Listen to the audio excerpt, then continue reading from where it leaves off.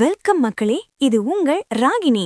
என்ன பாஸ், மண்ணுல ஒண்ணுமே இல்ல, ஆனா மனுஷங்கிட்ட எல்லாம் இருக்குன்னு சொல்ற மாதிரி இயற்கை வளம் இல்லாத சுவிட்சர்லாந்து இப்ப உலகத்துக்கே பேங்க் ஆகி நிக்குது. இதோ அந்த 5 ஜோலிக்கும் பொருளாதார ரகசியங்கள்.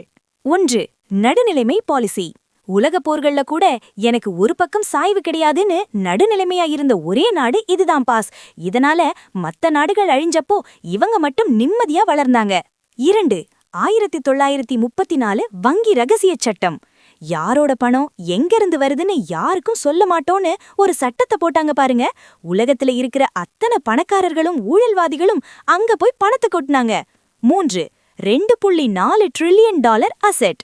இன்னைக்கு உலகத்தோட $2.4 ட்ரில்லியன் மதிப்புள்ள வெளிநாட்டு சொத்துக்களை இந்த ஒரு சின்ன நாடுதான் மேனேஜ் பண்ணுது பாஸ். இது ஒரு அசுர வளர்ச்சி. 4. Branded icons. வெறும் பேங்க் மட்டும் இல்ல boss, lift system, biotech, medical டெக்னாலஜின்னு ஹைடெக் விஷயங்கள்ல இவங்க தான் கிங். அதுவும் அந்த ஸ்விஸ் வாட்ச் இருக்கே, அது உலகமே போற்றுற ஒரு லெஜெண்ட். 5. சுற்றுலா சொர்க்கம்.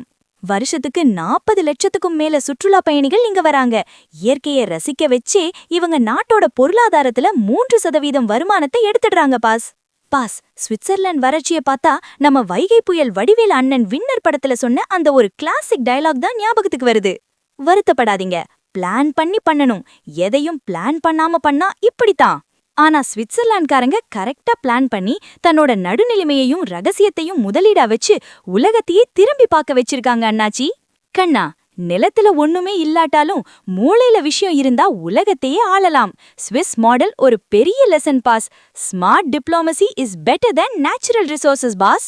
ஸ்விஸ் பேங்க்ல இருக்கிற அந்த ரகசிய பணத்தை இந்தியாவுக்கு கொண்டு வர முடியுமா? உங்களோட கருத்து என்ன? கமெண்ட் பண்ணுங்க. இது போன்ற உலகளாவிய சுவாரஸ்யமான செய்திகளுக்கு தொடர்ந்து இணைந்திருங்கள். ஸ்டே டியூன்ட் வித் பிராண்டி செய்திகள். Stay tuned. உண்மையை லவுடா சொல்வோம், குயிக்கா சொல்வோம். This is Ragini signing off. Keep watching. Bye bye. ஒரு விசில் போடுங்க பாஸ்.